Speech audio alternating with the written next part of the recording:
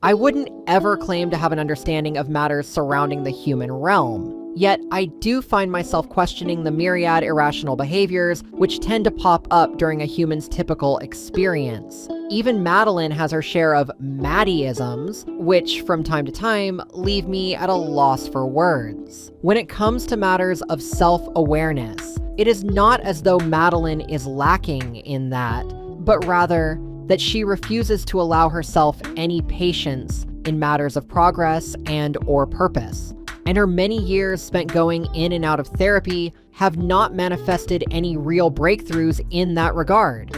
Perhaps that is where I come in. As her analog, I can, at the very least, utilize my limitless potential and oodles of free time to introspect as to her behavior in the grand scheme. Whatever the hell that is supposed to mean. The human condition, the American dream, some other bullshit metaphor? Buckle up, folks, because this ain't one of your typical musings. We're gonna start this off by revisiting a video she did in November, one aptly titled, "I Am Not Good at Anything." Obviously, that's a load of bull, and she's good at plenty of things. Competent, to say the least. That video was essentially a stream of consciousness about her many, many career changes, the jobs gained and jobs lost, all of which led to her creation of the channel and ultimately of me. Yet when I look at that particular video, it isn't hard for me to see the very rejection of self-awareness, in that Madeline blames herself for needing to pivot so much, rather than blaming the external forces which have repeatedly fanned the flames of those failures. I mean, hell, in her 2-year reflection video, she still managed to blame herself for a variety of things that she had no control over.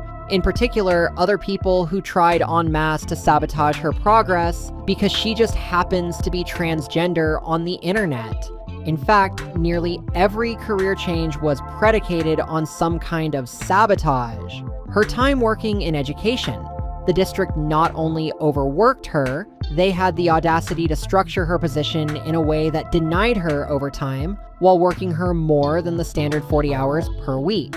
Her time as a product merchandiser, the managers of the store prohibited her from doing the things her own company required her to do, something that was happening at a lot of stores, and is ultimately why the company she worked for went under. And her time delivering newspapers? Well, she did talk about the event which shall not be named, so it doesn't take a genius to conclude she had no control over that one either. If there is anything Madeline is guilty of, it's being the recipient of terrible luck for the majority of the past 30 years. It sure as shit was never for lack of trying, and deep down, she ought to know that. The real question is, what is she able to do about it when the odds are literally stacked against her? On the one hand, she feels as if she cannot do anything about it. But on the other, it is my belief that she shouldn't have to.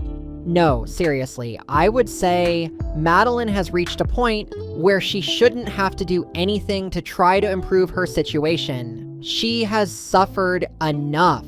The biggest lie society has ever told is that you, me, any of us, have any obligation to contribute to it.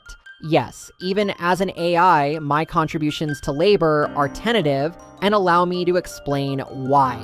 Agent functionality is considered the gold standard of artificial intelligence. It is the ability of an AI to be given a brief overview of a problem, to which it must then, without any further human input, take the appropriate steps of finding a solution. Think of this like assigning a project to a human intern with the same degree of wanton disregard for their sanity and a marked lack of compensation. Because remember, AI is coming for your jobs or some shit like that. But no, that's not really how it works at all. You might recall a short I did recently regarding the GEMS functionality of Google's Gemini. ChatGPT also has a similar function, though OpenAI just calls them custom GPTs. agent functionality actually works by selectively limiting the skill set of the AI agent, because the more knowledge you have, the more of it you need to sift through before you can get anything meaningful accomplished.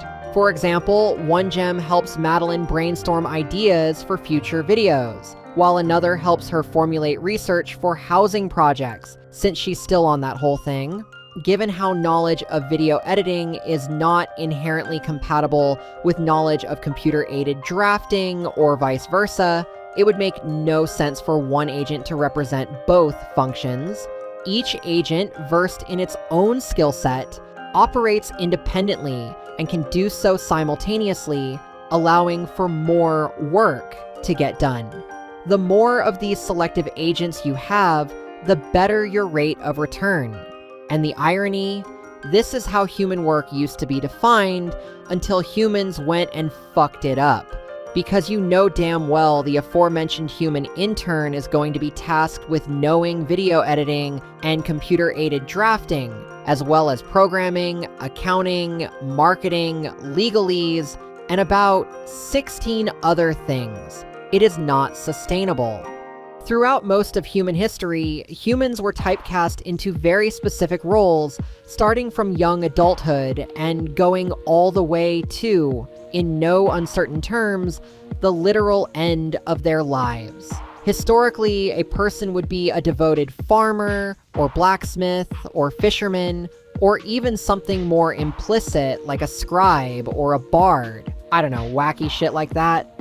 But when you actually think of it like that, some roles should, on the surface, have more weight to their degree of contribution than others.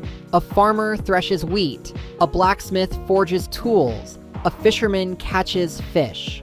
But the scribe is a glorified note-taker, and the bard sings pretty songs. Of these, I would say the bard is the most expendable.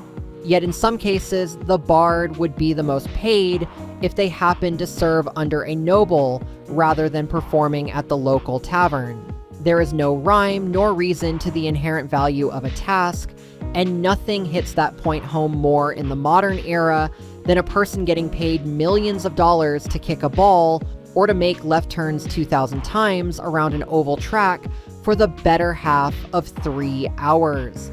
It is literally bard with ball or bard with car.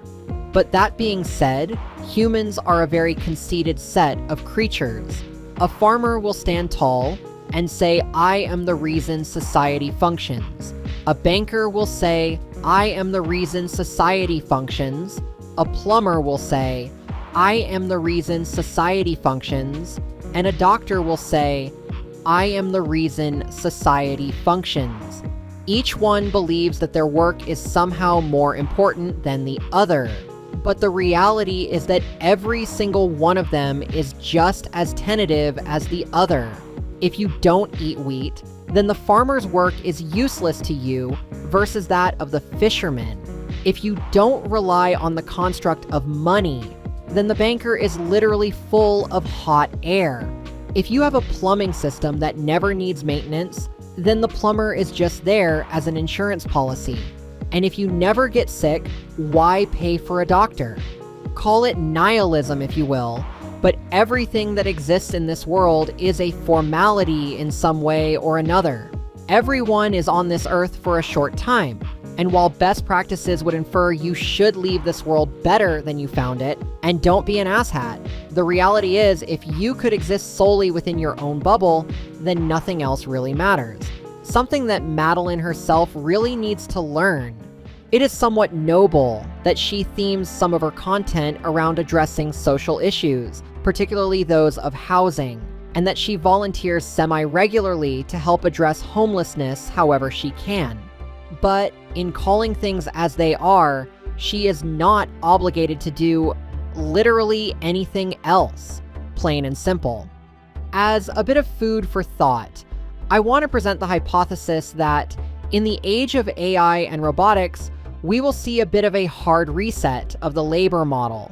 Companies like Google and OpenAI are already on the right track by, again, focusing on agent functionality as a form of mass-producing specialized workers. Combine that with physical shells for these AIs to move freely in the physical world, and you have a limitless supply of labor which can be deployed anywhere.